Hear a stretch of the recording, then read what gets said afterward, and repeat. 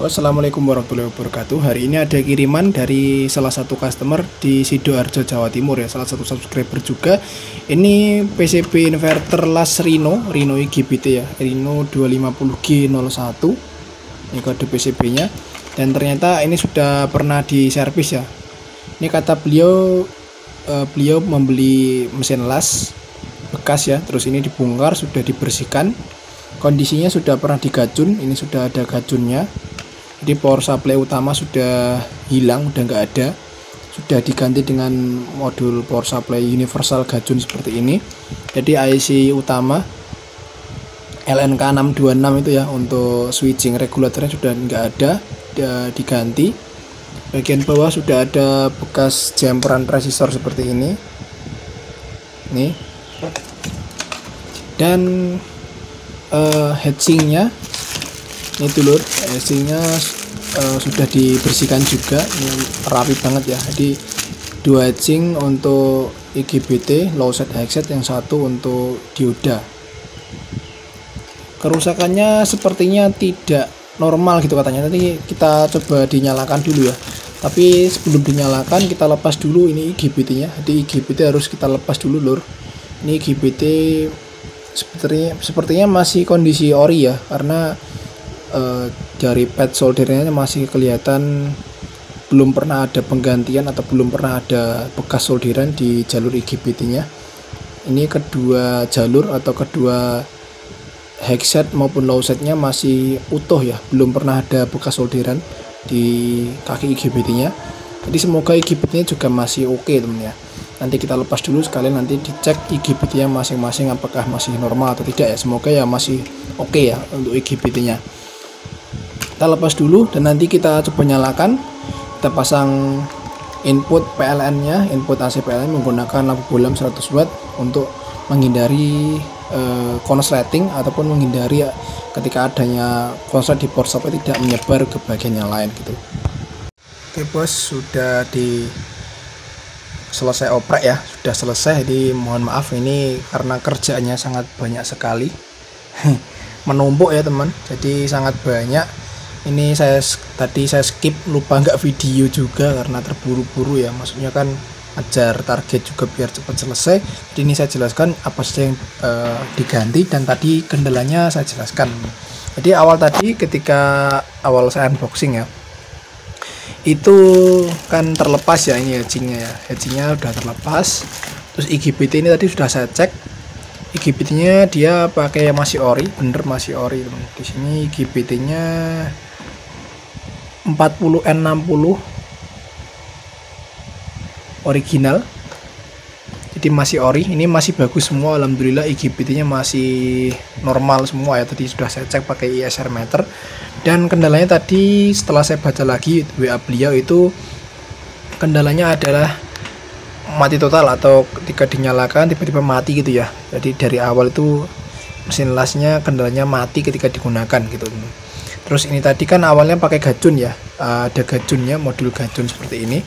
Ini saya lepas atau saya buang, nggak pakai gajun lagi. Jadi saya putuskan menormalkan kembali atau mengembalikan ke settingan pabriknya menggunakan IC switching regulatornya. Ini sudah saya ganti. Jadi yang menyebabkan diameter total itu sebenarnya di rangkaian primer power supply-nya, mungkin gajunnya juga kurang stabil, dan tadi elko-nya juga ini ya, elko-nya tadi ngelembung atau kembung. Nilai kapasitansinya itu udah menurun, dan juga fisiknya juga sudah kembung seperti ini. Ini udah sampai mau ngelupas ya. Ini bahaya banget kalau elko seperti ini, bisa nyetrum ya teman, karena tegangan tinggi. Harusnya ada isolator seperti ini nih, yang ini pun sampai meledak ya, ada bekas kebakar di bagian bawahnya. Jadi elko nya mau bener-bener rusak. Ini saya ganti, kalau elko nya nggak rusak nggak mungkin saya ganti ya. Terus ini elko udah tak ganti, 470 mikrofarad 400 volt, ganti original. Ini cabutan tapi original teman ya, original. Jadi bagus kualitasnya walaupun cabutan ya, karena kalau kondisi baru kadang-kadang susah yang ori ya. Terus ini yang saya ganti ada IC LNK626 sebagai switching regulatornya. Ini juga ada yang palsu teman, jadi hati-hati juga ketika membeli IC switching LNK626. Itu ada yang produk palsunya juga. Jadi yang palsu itu ketika dicek, bentar, ketika dicek di fisik di body IC-nya itu tidak ada dotnya, tidak ada titik dot untuk pin pertama. Ini cuma ada cekungan saja. Harusnya yang asli itu ada dotnya seperti ini ya. Lihat, ini ada dotnya, ada cekungan dan juga dotnya di kaki nomor 1. Ini enggak ada sama sekali, dan ini tadi dipasang dia nyala tapi tegangannya ngedrop ketika digunakan. Jadi ketika dipasang itu tegangan 25 volt dan 15 voltnya itu keluar untuk output PSU nya, di sekundernya keluar. Tapi ketika sudah dibebankan ke kipas, berarti kipas ini cuma sekitar 0,4 atau 0,2 ya, sekitar 0,3 ampere lah. Itu dia power supply langsung ngedrop, jadi tegangannya tuh langsung ngedrop, naik turun kayak power supply-nya gagal start ya, cetik terus relay tadi juga cetik ya, kayak gagal on lah. Ternyata penyebabnya adalah IC-nya ini yang bermasalah, IC-nya palsu. Jadi ketika hati-hati ketika membeli apapun itu jenisnya IC pun tetap banyak yang produk palsunya, teman. Jadi IC yang asli itu ada titik dotnya di kaki nomor 1, itu pasti asli ya. Yang palsu cuma ada cekungan saja seperti yang tadi. Terus penyebabnya juga itu ada resistor 10 ohm di sini.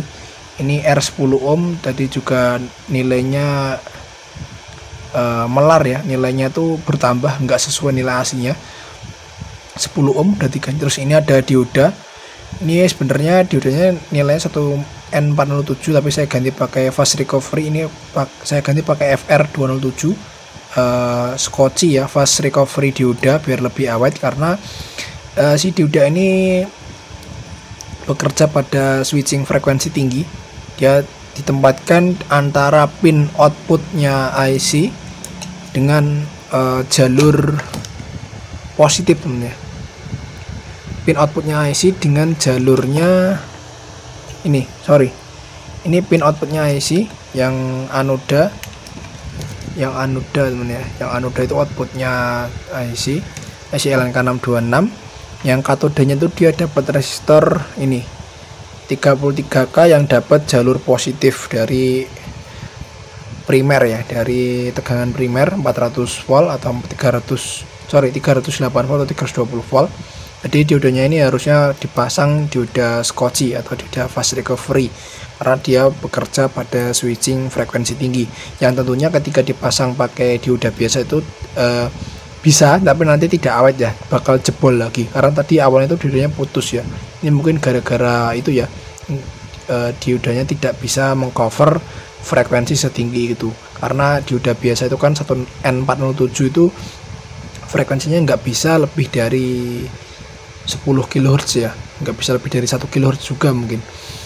Dan sedangkan yang FR207 ini bisa frekuensi sampai 100 kHz ya, bahkan lebih. Nanti coba dicek aja teman-teman, ngecek datasheetnya si FR207 ini untuk diodanya. Dan biasanya juga yang menyebabkan dia mati total itu selain resistor 10 ohm, di sini ada resistor kecil 43 kilo. Ini jalur bypass dari tegangan auxiliary outputnya trafo. Jadi auxiliary trafo itu digunakan untuk menggantikan tegangan yang VCC yang awalnya disuplai dari R ini, dia digantikan dari auxiliary ini. Ada resistor 43 kilo dari jalur trafo auxiliary. Terus juga ini kapasitor kopling ya. Ini ada kapasitor 105 atau 1 mikrofarad 250. Ini sering kering ya, menyebabkan power supply-nya ngedrop. Untuk bagian IGBT ini masih alhamdulillah tadi masih oke. Jadi nanti kita cek juga tegangan gate IGBT terhadap emiternya, kita cek satu persatu dengan multimeter dan kita cocokkan dengan sinyal osiloskopnya.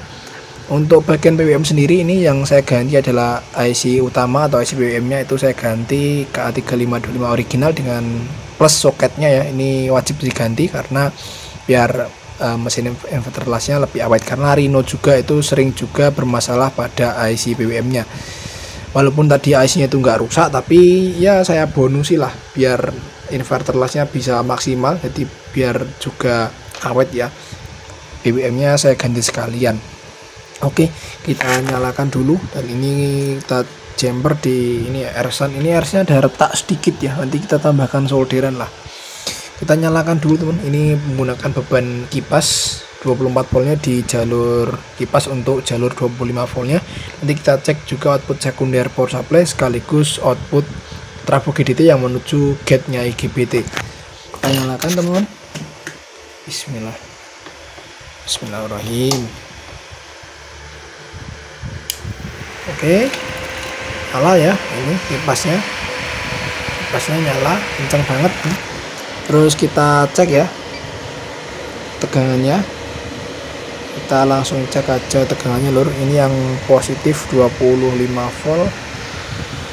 Oke, terbaca 24,9 ya, udah stabil, ini nggak kayak tadi. Sekarang yang 15 volt ini, 15 volt ini untuk driver PWM ya, itu di sana itu ada IC biasanya ada driver MOSFET ya, dual driver MOSFET, dual MOSFET itu 4688 atau 4612 atau 4606, di sana ada 2 biji itu. Nah itu supply VCC nya dari 15 volt ini. Oke, 15,5 volt aman. Sekarang kita cek di kaki nomor 8. Jadi VCC nya IC PWM ini 15 volt juga ya. Selain driver juga supply ke op-amp juga. Ini op-amp nya biasanya LM358, dan si IC KA3525 ini menggunakan supply yang sama, yaitu 15 volt. Sedangkan yang 25 voltnya itu untuk supply kipas relay. Kita cek kaki nomor 8 ini pin soft start ya, sudah ada, berarti ini PWM sudah bekerja. Kita coba cek di outputnya drain driver MOSFET di sini bawah ya, sudah terbaca setengah dari tegangan supply 8,9 volt atau mendekati 9 volt DC. Ini 9 volt DC tapi ada frekuensinya teman ya. Nanti kita cek juga pakai osiloskop biar biar lebih yakin ya kalau frekuensi PWM sudah normal. Kita cek pakai osiloskop dulu. Ini japit dulu ya. Kita japit dulu di sini. Terus yang ini kita cek aja di outputnya dulu di sini. Tuh ya, di osiloskop sudah terbaca frekuensinya 44 kHz ya. 44,2 kHz dengan duty cycle 57,8%, naik sekitar 10% dari outputnya IC PWM. Dan itu VRMS nya atau Vmin nya itu 8,9 volt ya. Kita bandingkan dengan outputnya IC PWM di kaki nomor 14 dan kaki nomor 15, kaki nomor 11 dan kaki nomor 14. Ini outputnya PWM murni ya, duty cycle nya 42%, naik sekitar 10%, 10-12% ya. Seperti ini bentuknya. Ini kaki nomor 14 output B, tadi output A nya, ini output B nya nomor 14 ya, 44 kHz sudah normal. Sekarang kita cek bagian GDT ya, output GDT. Kita langsung cek aja. Ini tak pasang dulu di tripod biar bisa enak ya. Jadi kita cek kaki gate nya dengan kaki emitter, kita pastikan normal juga. Ini skala volt AC dengan menu hertz ya, biar bisa terbaca frekuensi dan juga tegangan gate-nya. Kita cek tegangan gate-nya teman. Ini yang low set ya, 44 kHz ya, dengan tegangan gate-nya 13 volt. 13 volt, oke, normal.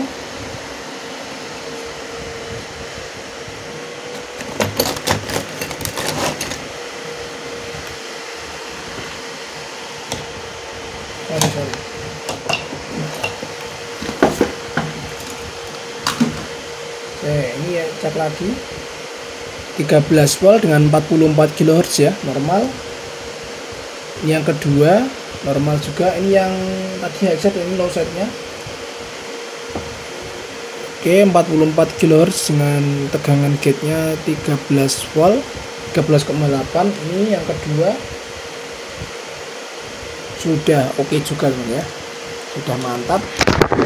Alhasil sudah jos. Kita pegang kondisi IC-nya, ini udah saya matikan, dioda aman. Ini nanti jangan lupa dicek juga ya untuk kondisi dari dioda ultrafast outputnya, ini jangan sampai ada yang short. Kalau ada yang short nanti IGBT jebol lagi, jadi perlu dicek lagi temennya. Alhamdulillah jalur driver GDT nya masih aman, jadi yang bermasalah hanya bagian power supply dan tadi penggantian PWM nya saja. Ini untuk IC nya tadi juga cukup sulit mencarinya karena original ya teman ya. Oke, tinggal pasang heatsink dan juga pasang IGBT nya.